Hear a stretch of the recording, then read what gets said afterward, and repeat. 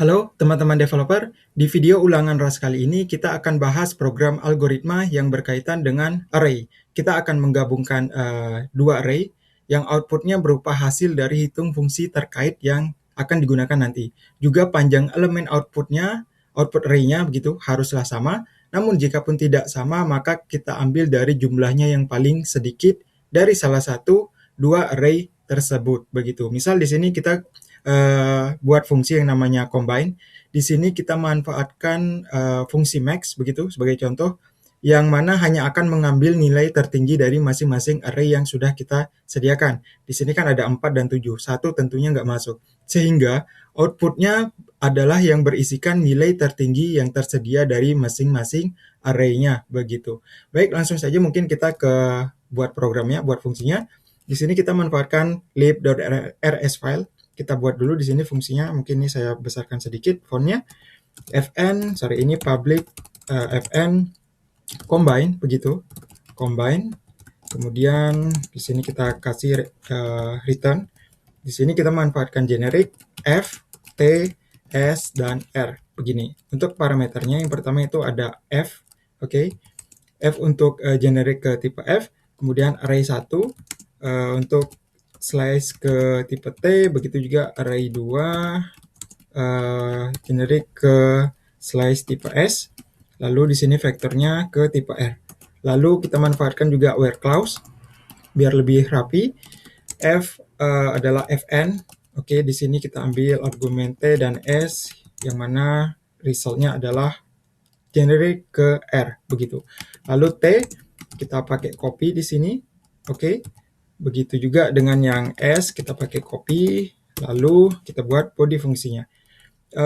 Let min len kita mau tentukan panjang minimumnya dulu, yang mana kita ambil dari array 1 len, kemudian kita ambil minnya dari array 2 len begini. Kemudian kita buat wadah begitu, mutable result mungkin namanya, vektor, ini kita pakai vektor biasa saja.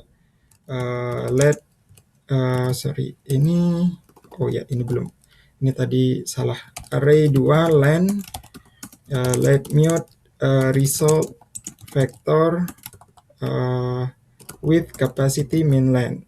Oke. Kemudian for di sini 0, ini i 0 min len ya begini. Lalu let x, mungkin ya x saja, array 1 ke i. Begitu juga dengan di sini array 2-nya. Lalu result push, kita push f x, y. Yap. Dan terakhir tinggal kita return resultnya begini. Oke, jadi di sini kita manfaatkan yang pasti itu generic type ya untuk function signature-nya dengan 3 macam parameter juga di sini. Yang pasti di sini f adalah berupa closure ya ataupun function dengan tipe argumennya itu adalah dari tipe S dan T begitu. Milik elemen data array-nya. Juga untuk return-nya adalah di sini berupa vektor yang generik ke tipe R yang dihasilkan dari fungsi yang mengenerate nantinya begitu. Kita juga manfaatkan copy trait untuk handle elemen data array-nya tanpa harus di move. Lalu di body function-nya, pertama kita tentukan panjang minimum antara data array-nya, kemudian juga kita initialize mutable vector di sini dengan kapasitas yang kita tentukan dari nilai panjang minimum yang didapatkan. Karena kan kita mau hasilnya itu kalau nggak sesuai antara array pertama dan array kedua sama panjangnya, berarti ambil yang paling pendek begitu jumlah elemennya, panjang elemennya begitu. Yang pasti dia sebagai wadah sih di sini, wadah data output akhir nantinya begitu. Dan kemudian kita manfaatkan loop di sini, looping, yang mana di proses ini kita bisa dapatkan setiap elemen ya yang ada di dalam masing-masing array-nya. Yang berperan penting di sini adalah proses push. Di sini dengan push method kita gunakan di sini fungsi yang bertugas untuk menentukan hasil yang sesuai. Di sini ada f, fungsinya kita ambil x dan y yang mana adalah elemen dari array-nya. Nanti teman-teman bisa cek di dokumentasi terkait fungsi f ini. Oke. Terakhir tinggal kita return tentunya. Oke, ini sudah selesai, saya save, tidak ada isu. Kita lanjutkan ke main function. Kita di sini tadi sudah punya contoh ya.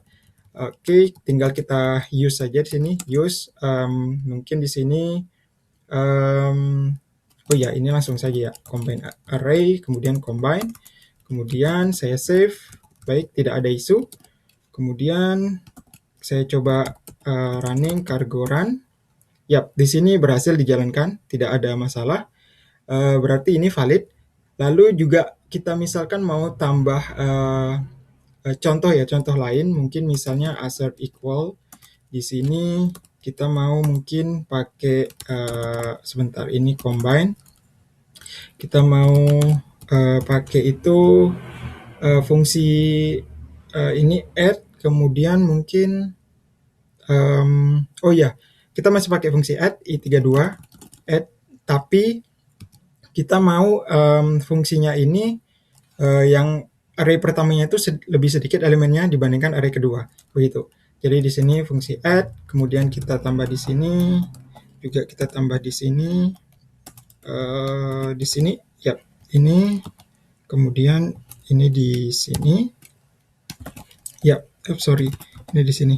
Oke, pertama mungkin kita tentukan nilainya 0, 1, 2, 3, 4. Oke, 0, 1, 2, 3, 4.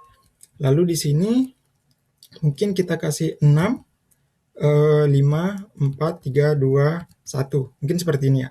Lalu untuk hasilnya tentu adalah 6 semua. Tapi 6-nya haruslah 5 ya, 5 elemen. Karena kan yang di sini paling sedikit 5. Dan untuk array keduanya adalah 6 elemen. Jadi di sini harusnya 6, 6, 6. Oke, 5 kali. Ini saya save.